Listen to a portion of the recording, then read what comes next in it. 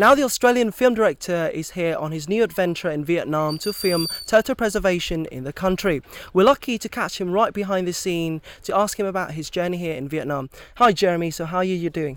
I'm good, really, thanks Michael. It's really great to be here and to be in this country, and well, so far always good, and on this trip exceptionally good. Specialised in the area of animals, why have you chosen this particular area? Animals don't have egos. Actors have egos. Actors do this, that and the other. Animals just simply behave. And I think it's really important to try and share with people the fact that the natural world is what we're a part of. If we lose a natural world, we lose a huge part of what we are. So why have you chosen Vietnam? Could you please share with us what Turtle Hero is about? On this occasion, we're making a film about turtles, about the conservation of turtles in many countries, and Vietnam is one of the particular ones because here you've got an extremely rare animal. Its scientific name is Raphitus. There's 4 left in the world. There's 2 in Vietnam, 2 in China. And the work that's being done here to try and protect or save the species is a crucial part of our film.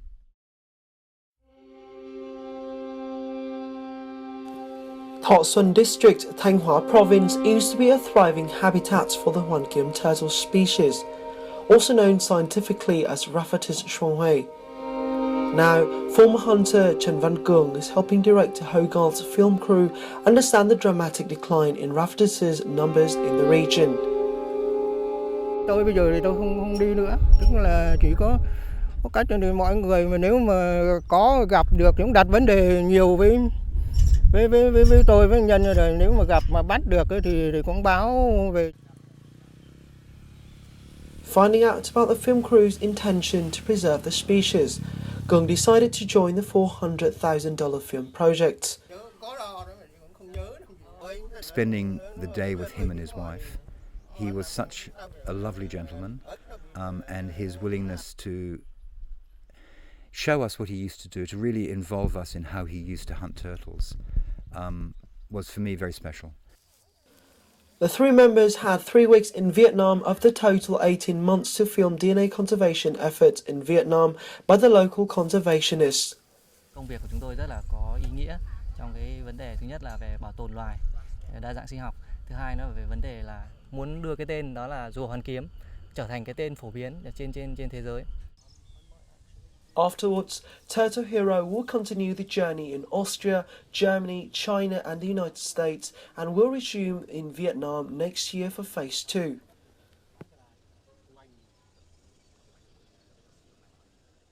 Could you share with us what the perks of filming around the world internationally are? Well, always the best thing, to be honest, is getting home. Once you've been away on a trip, it's always lovely to go home. And then you always want to be away somewhere. I think the nicest things about the job I do is that you are really privileged to go to places where most people can't go. And you're dealing with people around the world who've specialised or who are researchers, and they've spent years and years studying a particular animal, a particular environment.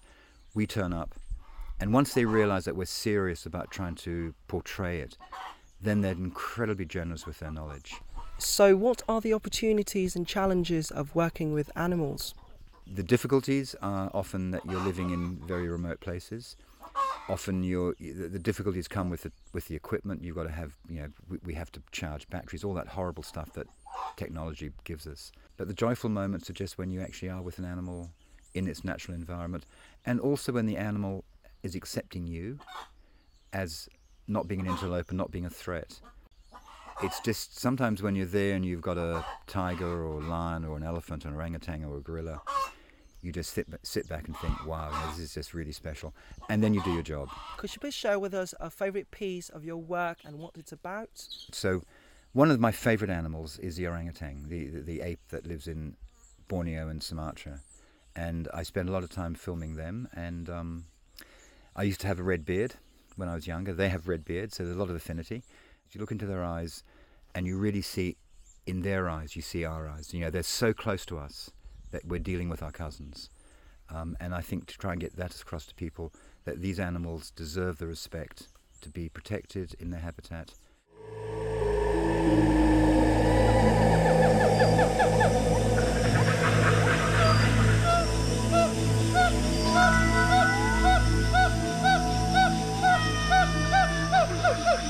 orangutan range throughout the northern Sumatran hill forests. But when fruit is plentiful, they gather in their greatest numbers in the low-lying swamp forest. It's here that their relationships with each other and the forest are being studied.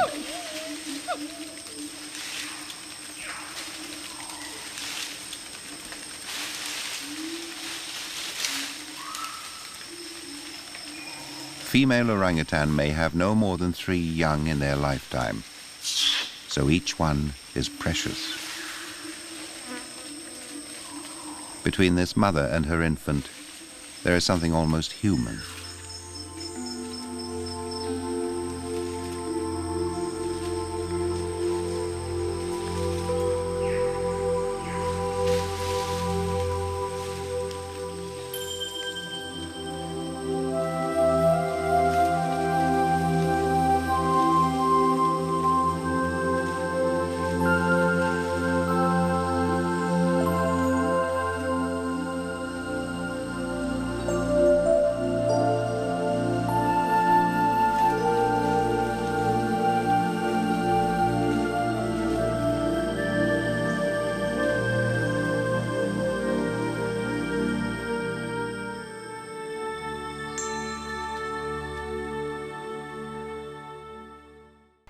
As an international filmmaker, do you have any advice for the Vietnamese filmmakers to improve their skills and be successful in this career? Local filmmakers must tell local stories. But then I think the next thing is to find out, and by watching TV, how international audiences view their films, because every country has a different way of telling a film, of showing a film, and therefore to make films that will resonate internationally, look at the way, say, the Americans produce their films, or the Europeans, or the Australians, and then try and copy that style, because then that style will be much easier to place in an international market. Look, it's been, for me, it's always a pleasure to be in some other country, and it's really great to be a part of what's happening in Vietnam to try and preserve the turtles. So it's a great privilege to be here. But look, I'm going to have to sort of cut this short, and I must go pretty soon and keep working, if that's okay.